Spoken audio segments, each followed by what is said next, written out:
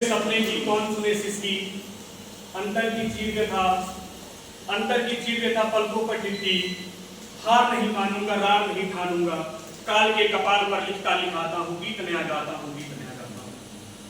सभी विद्वजनों के चरणों में सादर प्रणाम।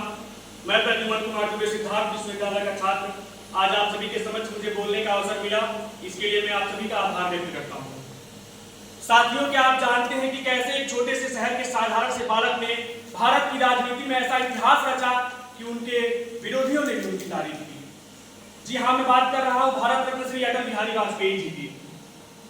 अटल बिहारी वाजपेयी जी यही उत्तर प्रदेश के बलरामपुर से पहली बार संसद में चुनकर पहुंचे और संसद की सीढ़ियों पर कदम रखते ही उनके मन में यह एहसास जाग था कि मेरे लिए अब जिम्मेदारी बढ़ गई है। अब राष्ट्र के और मेरे क्षेत्र के हर गरीब, हर व्यक्ति की जिम्मेदारी, उसकी उन्नति की जिम्मेदारी अब मेरे ऊपर है। अटल जी का सुशासन और अटल जी का व्यक्तित्व का निर्माण यहाँ से प्रारंभ हो चुका था। उनका व्यक्तित्व ऐसा था कि पंडित नेहरू ने उस समय के तत्कालीन प्रधानमंत्री एक विदेशी नेता से उनका परिचय कराते हुए कहा कि आप इनसे मिलिए, ये हमारे देश के ऐसे युवा नेता हैं कि जो हमारी बहुत आलोचना करते हैं, लेकिन मैं इनके भीतर भविष्य की संभावनाएं देखता हूँ। उसी वक्त प्रत्यक्ष अप्रत्यक्ष रूप से पंडित नेहरू ने अटल जी के प्रधानमंत्री बनने की भविष्यवाणी कर दी थी, जो बाद में जाकर के बात सत्य भी साबित हुई। बलरामपुर से निकले, संसद में पहुंचे। अटल जी को समझना हमारे लिए इसलिए भी जरूरी हो जाता है क्योंकि वे यही परिक्षेत्र, इसी परिक्षेत्र की मिट्टी से निकले हैं। ये मिट्टी जिसने बुद्ध जैसे विचारक को जन्म दिया और अटल जी जैसे राष्ट्रनायक को आगे बढ़ने में सहयोग प्रदान किया। साथियों, अटल जी का शासन, सुशासन जो था वो एक मिसाल थी। क्यों मिसाल थी? क्योंकि अटल जी का मानना था कि सुशासन का मतलब सिर्फ प्रशासनिक सुधार नहीं, बल्कि जमीनी स्तर पर आत्मनिर्भरता और जिम्मेदारियों को अवगत कराना जरूरी है। अटल जी का मानना था कि अगर हम देश के विकास चाहते हैं तो हमें गांव का विकास करना होगा, हर क्षेत्र का विकास करना होगा।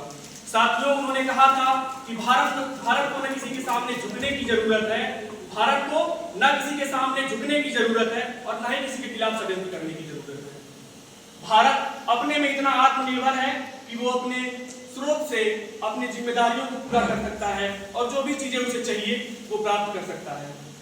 साथियों, उनके सुशासन का दर्शन आत्मनिर्भरता और राष्ट्रहित पर टिका था। उन्होंने प्रधानमंत्री ग्राम सड़क योजना से गांव को जोड़ा और गांव के कोने कोने तक जो सरकार की योजनाएं थी उनको पहुंचाने का काम किया।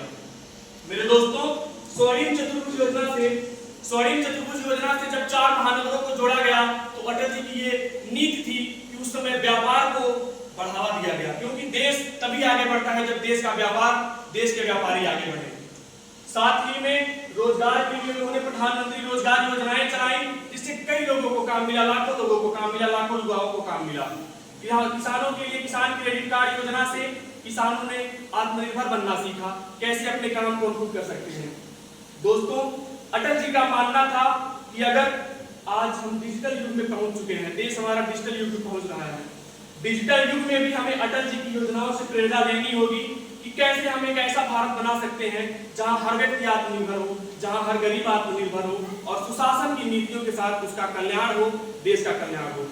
दोस्तों, वो घटना याद आती है जब परमाणु परीक्षण पोखरण में हो रहा था और पूरे विश्व ने भारत के ऊपर अनेकों प्रतिबंध लगाए, लेकिन अटल जी अटल रहे और वो हिले नहीं। उन्होंने विश्व को स्पष्ट शब्दों में कहा कि हम शांति चाहते हैं, लेकिन इसका मतलब ये नहीं है कि हम देश की सुरक्षा के साथ समझौता कर लेंगे। साथियों, आपको क्या लगता है कि अगर देश को आज, हमारे भारत देश को विश्व पटल पर सम्मान की दृष्टि से देखा जाता है तो ये मात्र एक संयोग है?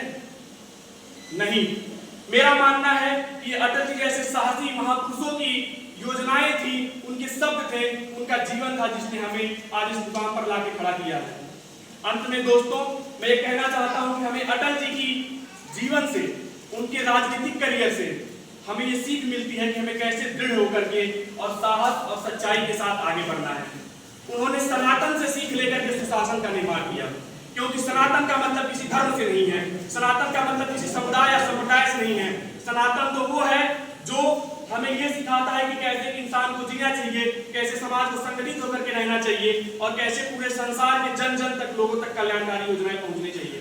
आज मैं युवाओं के बीच बोल रहा हूं तो मैं आप सभी से आह्वान करता हूं कि आइए अपनी इच्छा शक्ति को पहचानिए, अपने इच्छा शक्ति को पहचानिए, अपने सार्वजनिक प्रशासनिक और सभी मूल्यों को पहचान करके देश के निर्माण में अपना योगदान दीजिए। बहुत बहुत धन्यवाद। भारत माता की जय।